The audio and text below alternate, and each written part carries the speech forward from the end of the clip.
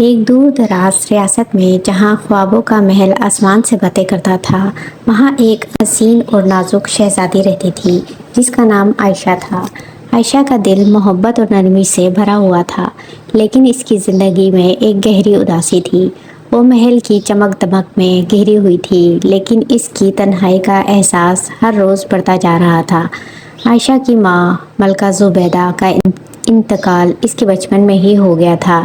اس کے بعد سے عائشہ کی زندگی میں ایک خالی جگہ بن گئی تھی جو کبھی پر نہیں ہو سکتی تھی۔ بادشاہ عائشہ کے والد اپنی ریاست کے معاملات میں اتنے مصروف رہتے تھے کہ وہ اپنی بیٹی کی دل کی تنہائی کو محسوس نہیں کر پاتے تھے۔ ایک دن جب عائشہ محل کے باغ میں اکیلی ٹہل رہی تھی، اس نے خوبصورت نغمہ سنا۔ یہ نغمہ ایک پرندے کی دلکش آواز میں تھا جو ایک پیڑ کی شاخ پر بیٹھا ہوا تھا۔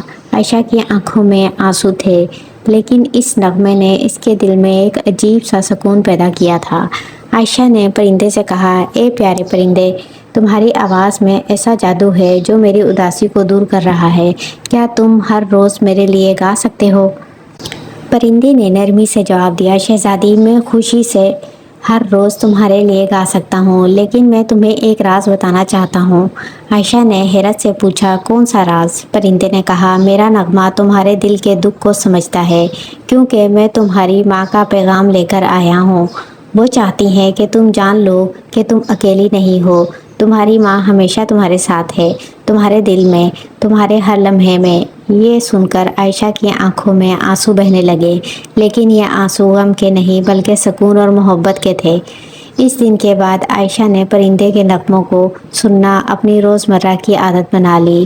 اس نے اپنے دل کی تنہائی کو محبت اور امید سے بھر لیا۔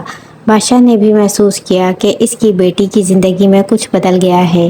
اس نے اپنے وقت کا کچھ حصہ عائشہ کے ساتھ گزارنا شروع کیا اور آہستہ آہستہ ان کے درمیان کا فاصلہ کم ہوتا گیا۔ عائشہ کی کہانی ہمیں یہ سکھاتی ہے کہ محبت اور امید ہمیشہ ہمیں اپنے پیاروں کے قریب لے آتی ہے، چاہے وہ ہمارے درمیان موجود نہ بھی ہوں۔ ان کی یادیں اور محبت ہمیشہ ہمارے دلوں میں زندہ رہتی ہیں اور ہمیں کبھی اکیلا محسوس نہیں ہونے دیتی۔ اور اس طرح شہزادی عائشہ نے اپنی زندگی میں محبت اور امید کے ساتھ آگے بڑھنا سیکھا، اور اس کی کہانی ہمیشہ کے لیے محبت اور سکون کی علامت بن گئی۔ جزاک اللہ۔